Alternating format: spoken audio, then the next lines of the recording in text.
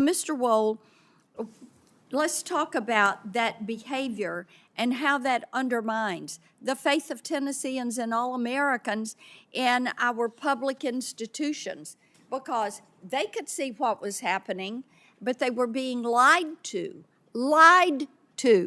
by people in the White House who were probably then running in their office and saying, well, we pulled it off another day. Hey, political junkies, welcome back to the Citizens broadcast. Today I'm breaking down the wild fallout from a recent Senate hearing. And trust me, you haven't heard the last of this. Let's count down the 10 biggest bombshells from Senator Marsha Blackburn's critique of the Biden administration. Number 10.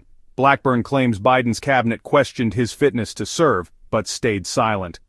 Number 9. She alleges there's a hidden cabal of unelected staffers calling the real shots behind closed doors. Number 8. Decision-making. Blackburn says it happens Biden's direct involvement. She's painting him as a figurehead. Number 7. Here's the jaw-dropper. According to a Tapper-Thompson book, a Biden staffer allegedly said he just had to win, then he could disappear for 4 years. Number 6. Another quote. He'd only have to show proof of life every once in a while. That's chilling, and it raises questions about transparency. Number 5. Blackburn calls out the media, accusing them of helping create a ruse, covering for Biden's absence and propping up a false sense of stability. Number 4. Even Democrats in Tennessee, she claims, feel betrayed. What they thought would be a moderate presidency has shifted way left. Number 3. Compare this to Trump. Blackburn points out, love him or hate him, he faced the press daily. With Biden, silence, scripted appearances, and more questions than answers. Number 2. Blackburn alleges some staffers were willing to go undemocratic or even unlawful to keep Biden in power. That's a big deal. And finally, number 1. The Autopen controversy. The law says only the president can direct its use, but testimony suggests staffers may have been signing off on major policies without Biden's involvement. That's a potential constitutional crisis. So, now I think we're all seeing why. Thank you. Senator Blackburn. Thank you, Mr. Chairman, and I'm so pleased. I joined my colleague from Florida in saying it is time that we have this hearing.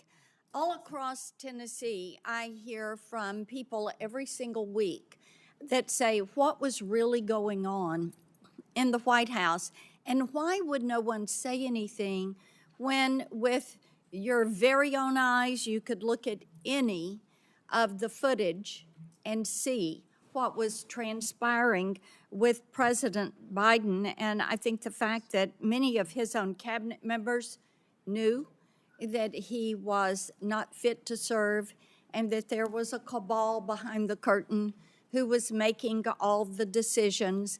It is so offensive to the American people. And it's not something that is a partisan issue. As I talk with Democrats, many of them have lost faith in what they thought was going to be a very moderate Joe Biden administration, and it turned into be the far left Bernie Sanders version of the Democrat Party that was using the Autopen and making decisions and committing our great nation to policies that the American people did not support and would never have supported.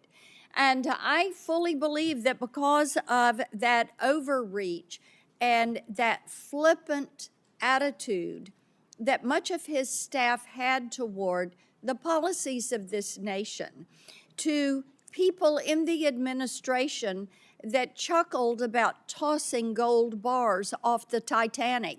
They knew they were going down. They knew they were going to be found out.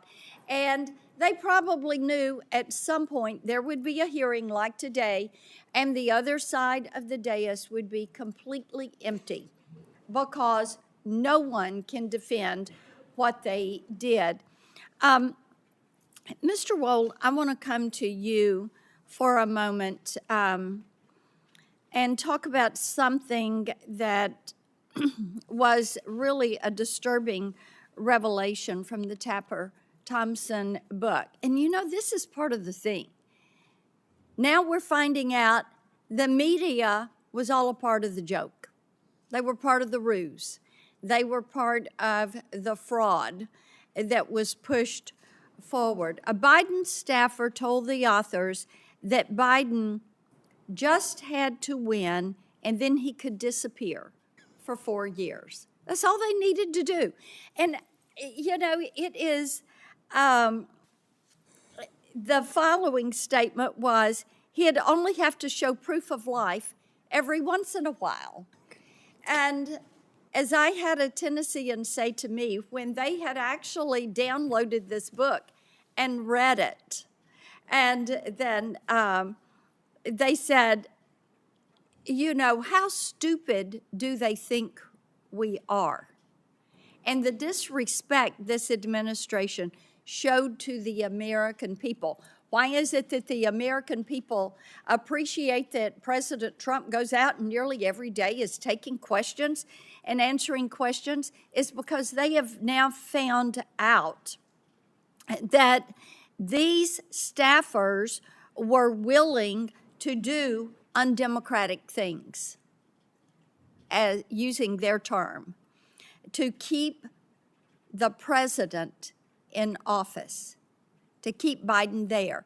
They were willing to do undemocratic things, unlawful things. So, Mr. Wohl, let's talk about that behavior and how that undermines the faith of Tennesseans and all Americans in our public institutions, because they could see what was happening, but they were being lied to by people in the White House who were probably then running in their office and saying, well, we pulled it off another day. Yeah, Senator, I mean, this is a theme you've talked about for many years, which is the executive branch is enormous. I mean, there are close to 1,000 employees in the executive office of the president. There are nearly 4 million full-time federal employees throughout the 14 departments that the president oversees. Executive power as accountable to the people of this country really manifests in 2 ways. The power of the president to remove bureaucrats and to fire them, and to affix his signature to official actions that he undertakes. So when the Washington establishment says something to the effect of, well, democracy dies in darkness, yes, it does when there are staffers, the media, cabinet officials, senior advisors to the president who all create a covering sort of shroud of darkness that obscures who is actually making the decisions. And one other thing I'll just say very quickly, a number of your colleagues on the Democrat side have said, well, there's an OLC opinion here. We don't need to talk anymore. There's an OLC opinion. It says you can use the Autopen.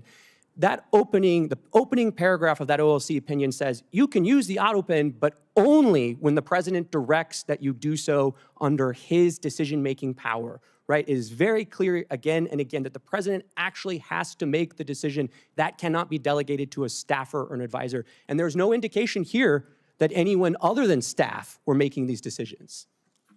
Thank you, Mr. Chairman. Thank you. Senator Hawley.